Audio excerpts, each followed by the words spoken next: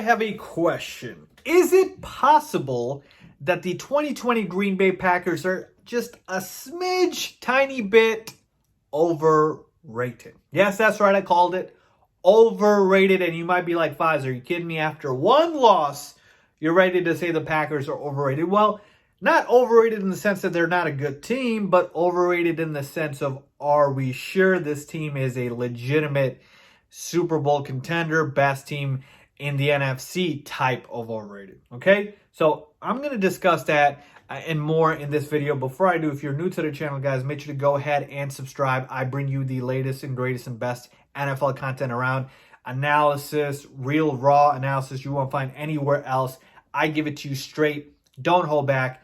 Make sure to hit that big red subscribe button if you enjoy my analysis and you guys want to support me. And make sure to follow me on my social media, guys. My Twitter, my Instagram, all that good stuff. Hit me up on there. So with that being said, I have a lot to get to. Let's get into it. So if you have not heard by now, the Green Bay Packers lost to the Tampa Bay Buccaneers. But not only did they lose, they got absolutely destroyed, demolished, blown out. And that matters, folks, because it's not just winning and losing, but also how you win and how you lose. And the reason I pose this question of if the Packers are overrated is because going into this game, everybody was talking about the Packers being certainly the best team in the NFC North, maybe the best team in the NFC, and maybe even the best team in the entire NFL. People were saying that the Packers were undefeated, of course, and so everything comes crashing back down because they looked inept. And the funny thing is, I even picked the Bucs to win this game. You guys can go check out my Twitter, by the way, follow me on there.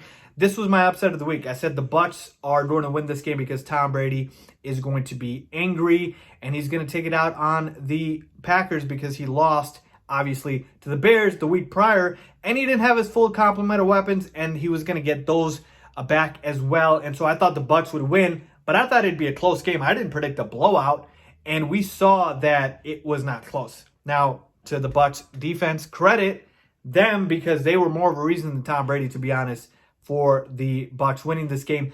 But regardless, the Packers looked inept. And here is the deal with the Green Bay Packers.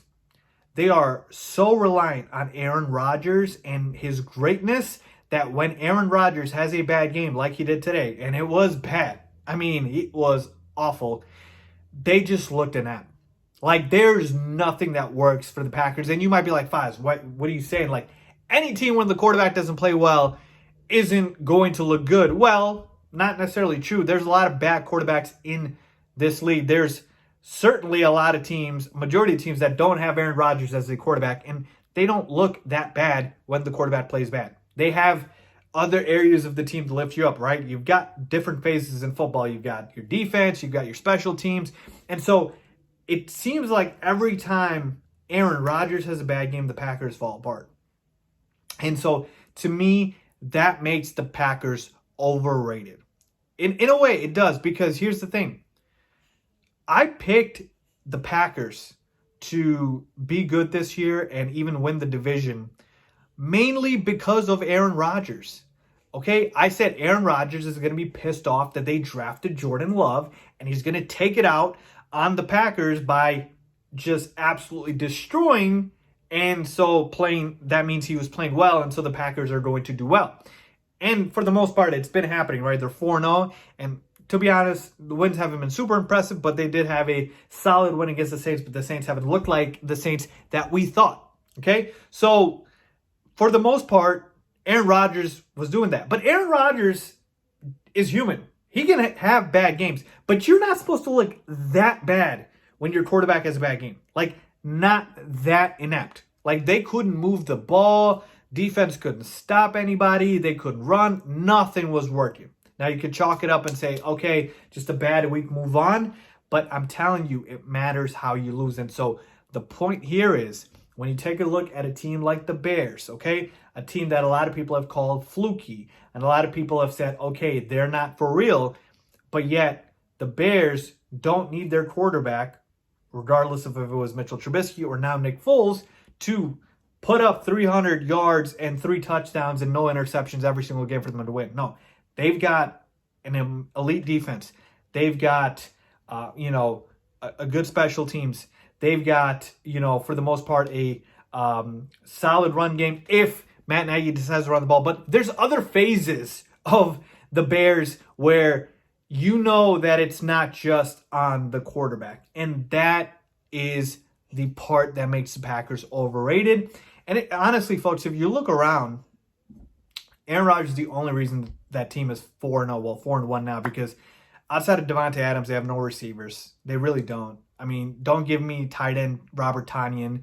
There's no playmakers here. Aaron Jones is solid as a running back, but okay. The offense, the skill players on the offensive side of the football are nothing special at all.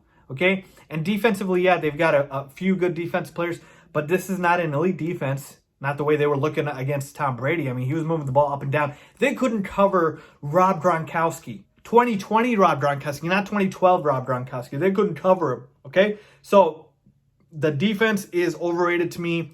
When Aaron Rodgers is not playing well, the offense is overrated.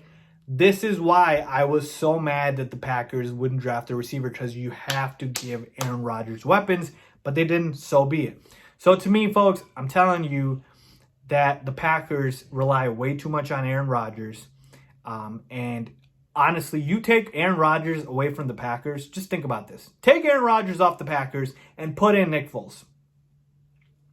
That's probably a bottom 10 team. It'd be one of the top worst 10 teams in the league, I would say, for sure. Put in, and if you want to do that, put in a guy like a Kirk Cousins. Put in a guy like that. And I'm telling you, that's a bottom 10 team.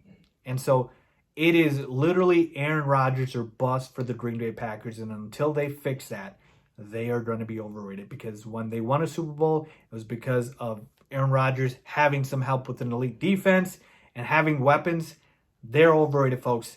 I'm telling you right now, unless that changes, the Packers are a bit overrated. That's what I think, folks. Let me know what you guys think. Leave a comment down below if you agree or disagree. As always, thanks for watching.